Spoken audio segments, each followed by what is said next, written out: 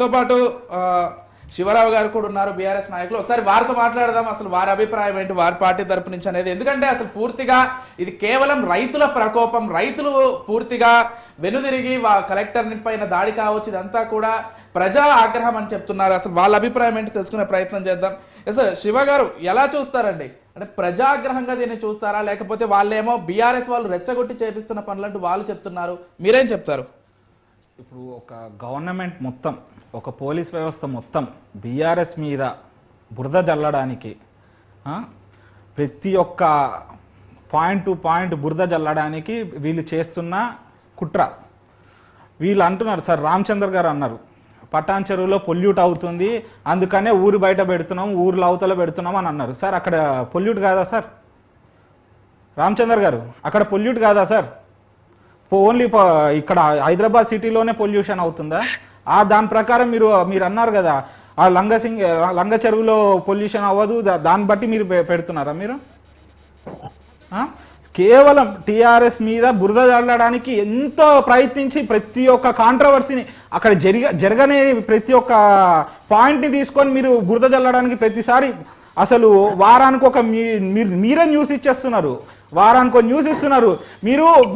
మీరు ఇచ్చిన గ్యారంటీలు అసలు మీరు ఇచ్చిన గ్యారంటీలు అసలు పట్టించుకోరు, మీరు చేసిన తప్పులు అసలు పట్టించుకోరు. ప్రతి ఒక్క చిన్న వారానికి ఒక కాంట్రవర్సీ బయటకు వెళ్తుంది. ఇప్పుడు మీరు అన్నారు టీఆర్ఎస్ కార్యకర్తలు దాడి చేశారని అన్నారు. ఎలా అన్నారు సార్? మీరు ఏమన్నా ప్లాన్ ఆఫ్ మీరు పోలీస్ ఏమన్నా వచ్చి అఫీషియల్ స్టేట్మెంట్ ఇచ్చారా సార్ దాని మీద? మిత్రమా, కేవలం మనం ఏదో డిబేట్ లో పాల్గొన్నామని మాట్లాడడం కాదు, సాక్ష్యాధారాలతోని ఏం సాక్ష్యాలు ఉన్నాయి సార్? ఏం సాక్ష్యాలు ఉన్నాయి చెప్పండి సార్, మీరు ప్రూవ్ చేయండి సార్. ఏం సాక్ష్యాలు ఉన్నాయి మీరు ప్రూవ్ చేయండి సార్. ఇప్పుడు ఒక గవర్నమెంట్ మొత్తం సార్, మీరు గవర్నమెంట్ మొత్తం సార్, పోలీస్ వ్యవస్థ మొత్తం సార్, పోలీస్ వ్యవస్థ కంటే మీరే ముందున్నారు సార్. వినండి సార్ రామచంద్ర గారు, పోలీస్ వ్యవస్థ కంటే మీరే ముందున్నారు, పోలీస్ వ్యవస్థ కంటే మీరే ముందున్నారు. పోలీసు స్టేట్మెంట్ ఇవ్వక ముందే మీరు వచ్చి టీఆర్ఎస్ కార్యకర్తలు చేసేసారని మొత్తం మీరే ప్రతి ఒక్క న్యూస్ ఛానల్ లో మీరు స్ప్రెడ్ చేస్తున్నారు. చర్యలు తీసుకుంటా ఉన్నారు. ఏం చర్యలు తీసుకున్నారు సార్? ఊరి మొత్తాన్ని తీసుకెళ్ళి ఒక దగ్గర బంధించాలని చర్యలు అన్నారు సార్. మీరు తప్పు చేసిందని ప్రూవ్ చేసిన తర్వాత అది టీఆర్ఎస్ కార్యకర్తలు అయితే దాని మీద ప్రూవ్ చేసిన తర్వాత మీరు యాక్షన్ తీసుకోవాలి. ఇంటింటికి వెళ్ళి తీసుకొని వెళ్ళి రాజకీయాలకు మనకి ఏమైనా వైరం ఉంటే మనం తెలుసుకోవాలి, కానీ అధికారులు స్టేట్మెంట్ ఇస్తారు సార్. మీరు ఎలా స్టేట్మెంట్ ఇస్తారు? టీఆర్ఎస్ కార్యకర్తలే చేశారు. ఇదేమన్నా బీహారా లేకపోతే ఏమన్నా ఆఫ్ఘనిస్తానా? రైట్. రామచంద్ర నాయక్ గారు, రాకేష్ గారు, శివ గారు, తప్పే అధికారుల పైన దాడి అనేది ప్రతి ఒక్కరు. రేవంత్ రెడ్డి గారు ఏమున్నా అల్లుడి కంపెనీని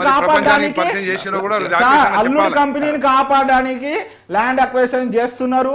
చేసే క్రమంలో ప్రజలు చాలా ఉద్రిక్తత చెందిరు. వాళ్ళు రాళ్ళేస్తారు, అన్ని చేస్తారు సార్.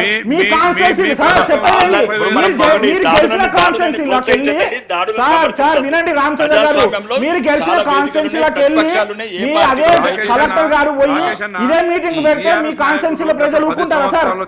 ఇచ్చేస్తారా? మిగులు బడ్జెట్ తో ఏర్పడే రాష్ట్రాన్ని 8 లక్షల కోట్ల అప్పులు తీసుకుపోయారు. నెలాఖరు వరకు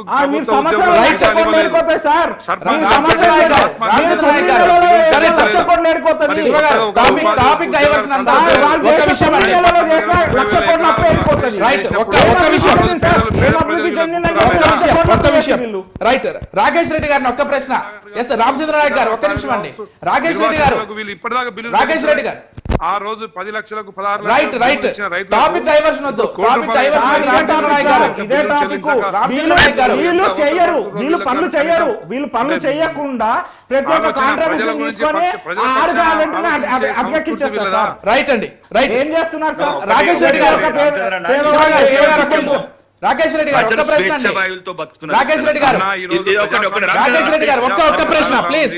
రాకేష్ రెడ్డి గారు ఒక్క ప్రశ్న.